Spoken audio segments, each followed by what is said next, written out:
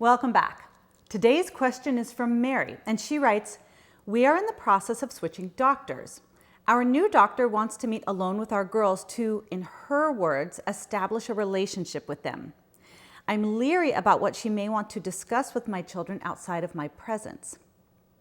And I'm wondering if she's going to be pushing our daughters to use contraception or other practices I don't agree with.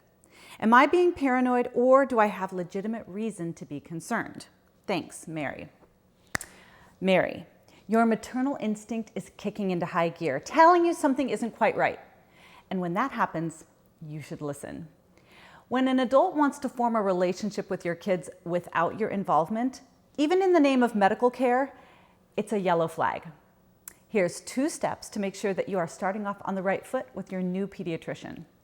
Number 1, before the visit, do your homework. Call the pediatrician's office and, in a non-defensive tone, ask what you can expect at the initial visit. You need to discover 1, if the doctor will ask you to leave during the appointment, and 2, what specific topics she wants to discuss with your children alone, perhaps during what some doctors call a psychosocial exam.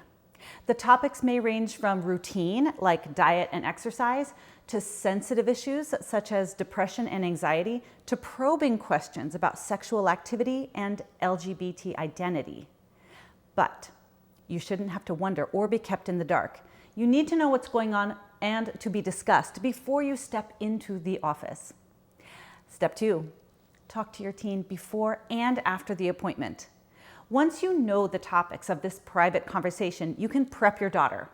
Before the appointment, tell her, "The doctor wants to talk to you alone and is going to ask me to leave the room. Here's what she'll cover."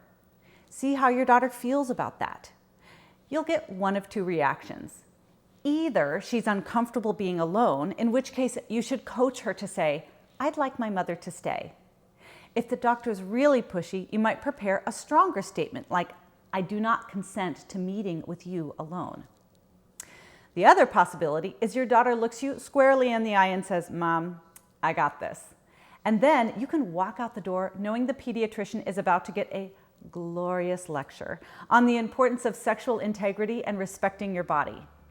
Either way, you are in the know and you are equipping your daughter. A win-win.